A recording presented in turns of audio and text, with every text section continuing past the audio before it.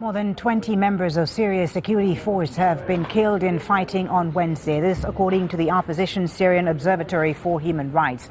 15 people are reported to have died, including 2 colonels in an ambush near Aleppo. Another 6 are said to have been killed during fighting with rebels near the capital, Damascus.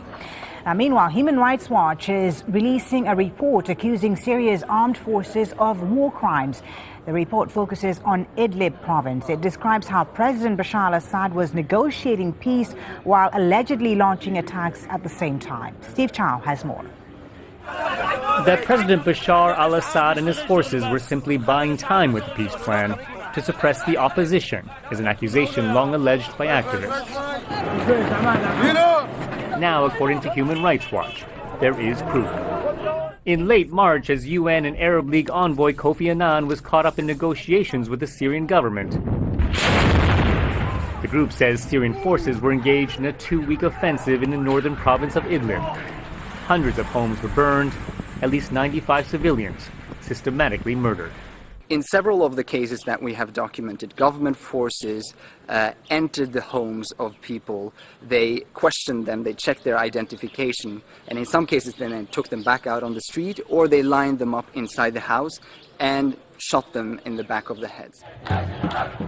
Security forces killed 19 members of the Ghazal family. One survivor gave her account. طلعت ولا بنتي صف 10 لأني جيت على 10 قلت لي يا أمي يا أخواتي يا أمي يا أخواتي أنا ما صدقتها ضربتها هيك ضربتها بالبكرة بالصف المي ضربتها هيك على وجهها قلت لها فوتي ليش طالعت وراي قالت ما بعرف طلعنا ولا أخواتي اثنين شطاحين مقوس واحد بلال هون مقوس ومحروق ويوسف مقوس ومحروق. Al Jazeera visited the region just days after the military offensive. Villagers in the town of Taftanaz showed us the destruction and also the numbers of dead. Human Rights Watch is calling for an international investigation to punish those responsible. Their evidence suggesting the government had been negotiating in bad faith. And the peace plan was undermined long before UN monitors began arriving in Syria. Steve Chow, Al Jazeera. Well, joining us now from the United Nations headquarters in New York is Radhika Kumaraswamy. She is the UN Special Representative on Children and Armed Conflict. Thank you very much for speaking to Al Jazeera. First off, before you tell us about how children have been affected by this conflict, just your reaction to this report by Human Rights Watch about the alleged war crimes committed in Syria. Do you think the Syrian regime is serious about wanting peace?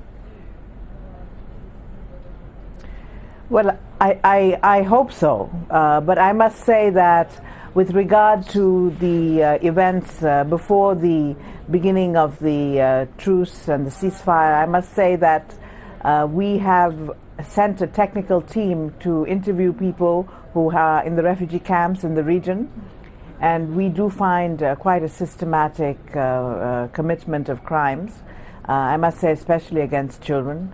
We have found not only the killing of children, but also the torture of children, as well as attacks on schools and hospitals.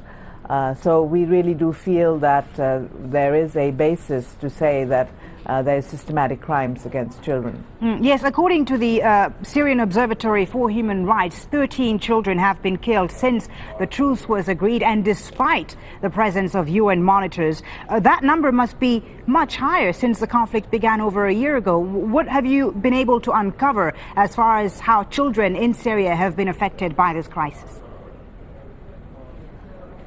Well, our figures are that 34 children have been killed since the truce. At least that is from the local committees that are reporting to us. Until I know we kept figures till the beginning of April, there were at least 400 killed and 400 detained by the beginning of April. So we are very worried. This war has had a very devastating effect on children, much more than many other conflicts that are similar.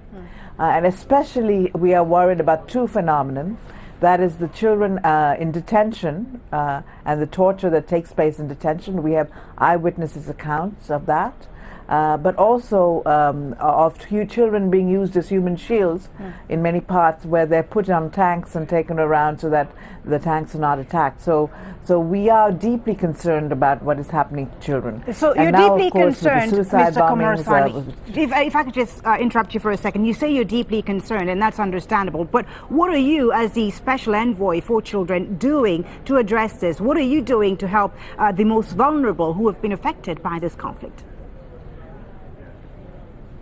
Well, what we're first trying to do now is to just try and record what is taking place, so that if there is a future inquiry or what is, we hope, some international action, that we can respond. So as I said, I sent a technical team to take down evidence from eyewitnesses.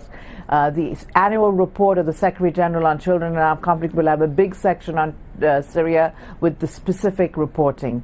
And secondly, we are hoping to put child protection people with the monitors, UN monitors, to go there to make sure that there is protection of children as part of the whole monitoring exercise. And we're also sending someone on the Commission of Inquiry, somebody from my office will be seconded there to gather information.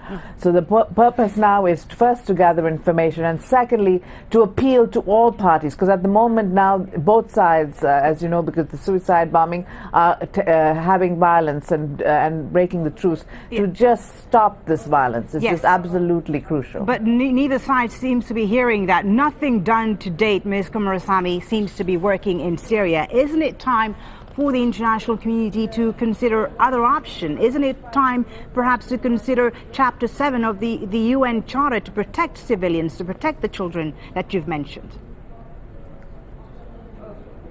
Well, I think there are many people who feel that the time is right, but it is, as you know, Chapter 7 requires the full vote of the Security Council and no vetoes by any member of the Council.